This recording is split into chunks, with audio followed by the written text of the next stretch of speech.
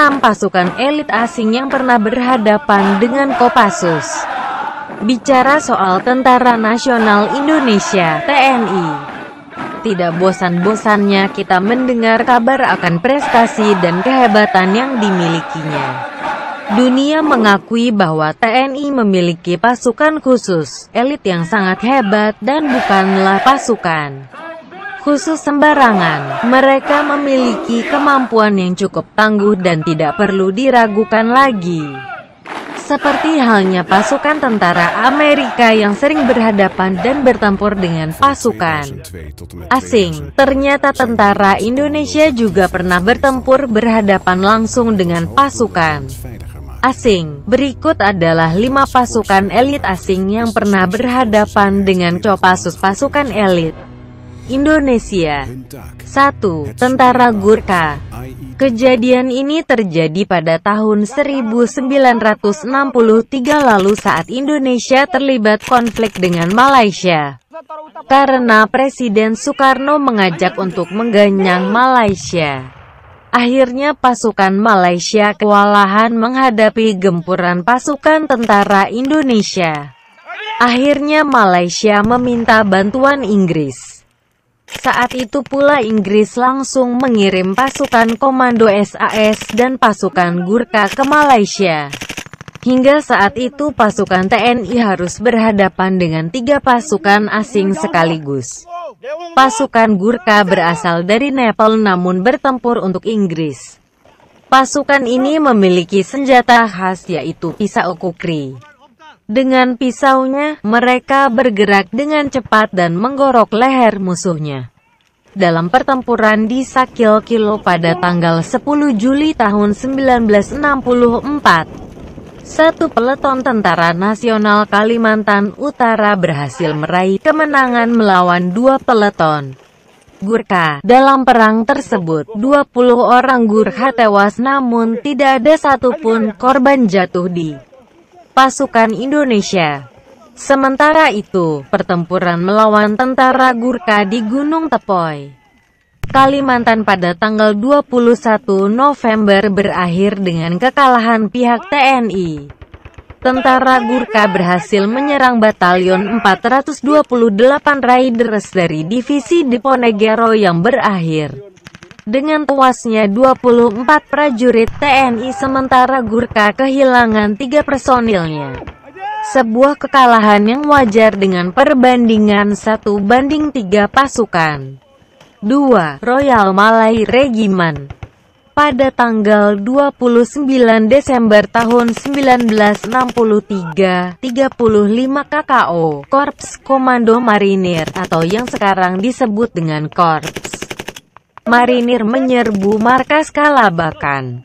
Dalam serangan tersebut, 8 prajurit RMR meninggal dan 19 lainnya mengalami luka-luka. Namun tak ada korban di pihak KKO. Royal Malaya Regiment adalah satuan unit khusus milik negara tetangga kita, Malaysia. Satuan ini sering juga disebut sebagai Ranger. Dan mereka mampu bertempur di medan yang sulit dan dengan misi yang berat. 3. SAS Inggris.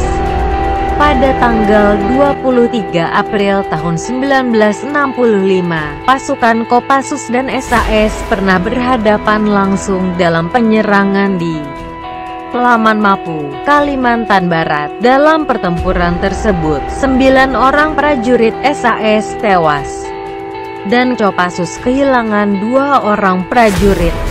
SAS atau Special Air Service adalah pasukan khusus dari Inggris. Mereka juga disebut-sebut sebagai pasukan paling elit di dunia dengan teknologinya yang canggih dan jauh berada di atas teknologi pasukan Kopassus milik Indonesia. 4. Korps Marinir. Korps Marinir adalah pasukan baret hitam milik Angkatan Laut Belanda. Ketika di Indonesia terjadi konflik Trikora, Belanda mengandalkan pasukan ini dalam pertempuran melawan TNI.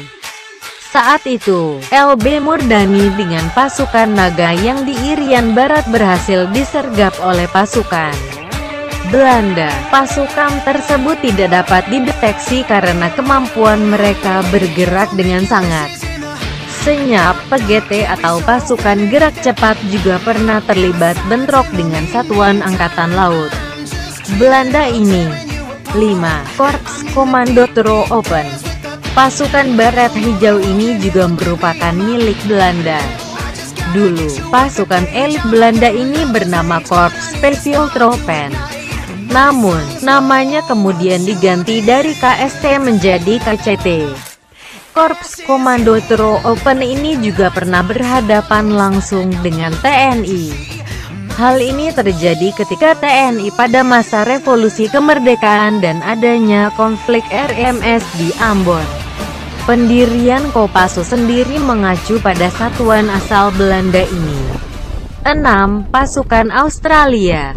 Kejadiannya terjadi sekitar pertengahan tahun 1980-an. Saat itu Irian Jaya, Papua, sedang gencar-gencarnya ingin memisahkan diri dari NKRI dengan seringnya melakukan pergerakan dan perlawanan untuk mendapatkan kemerdekaannya. Saat itu pula beredar kabar bahwa ternyata OPM Organisasi Papua Merdeka sering mendapat pasokan senjata yang diselundupkan dari Papua New Guinea. Ketika dikonfirmasi ke otoritas Papua New Guinea, ternyata mereka tidak tahu menahu mengenai hal tersebut. Akhirnya Beni memutuskan untuk mengambil langkah sendiri untuk mengidentifikasi siapa negara mana yang melakukan hal tersebut.